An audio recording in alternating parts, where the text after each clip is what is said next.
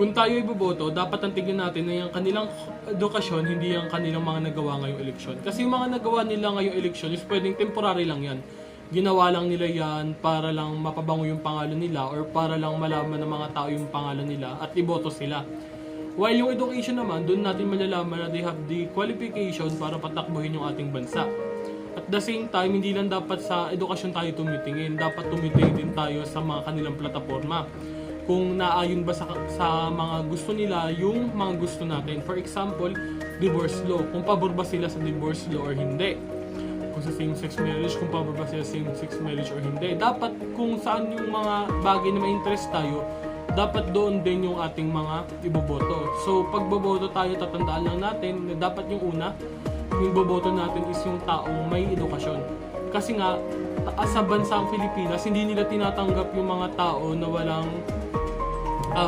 college degree sa trabaho. So, bakit tayo maghahalal or ba't tayo boboto ng tao na wala namang college degree or wala namang edukasyon para patakbuhin yung bansa natin? Para sagutin na yung katanungan na kung ako isang botante, anong mas bibigyan ko ng pansin, ang edukasyon ng kandidato o ang tulong na ibinibigay nila sa kaorasan ng kumpanyahan? Para sa akin, hindi sa akin gano'n kahalaga ang edukasyon ng kandidato. Ang halaga sa akin ay kung kaya ba nilang panindigan yung plataforma nilang nilalahad sa amin. Pagdating kasi sa, mayroon tayong tinatawag na vote buying, then doon nakabase yung mga bumoboto, kung sino yung buboto nila, kung sino talaga yung may pera.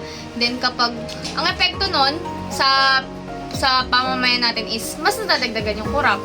And nagkakaroon tayo ng kakulangan pagdating sa mga, what do you call this?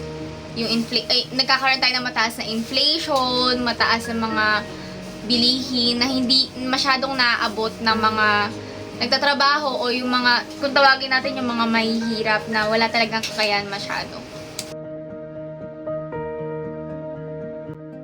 Tante, anong mas bibigyan mo ng halaga? Ang edukasyon ng kandidato o ang tulong na naibibigay niya sa panahon ng kampanya? Edukasyon ng kandidato. Bakit po? Wala pa naman wala pa naman natutulong. Mga nangangampanya pa lang.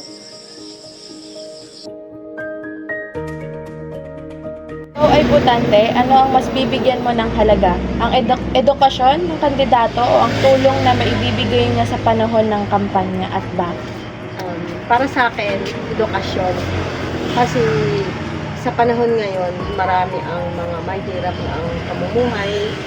So, yun ang kailangan ng mga estudyante na makapasok ng libre. Para sa kanilang pamumuhay din, makaangat sila.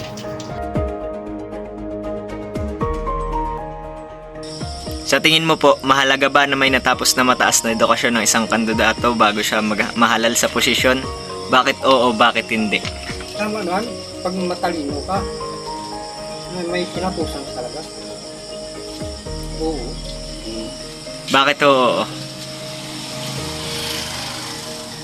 Pag wala kang kinapusan, nga,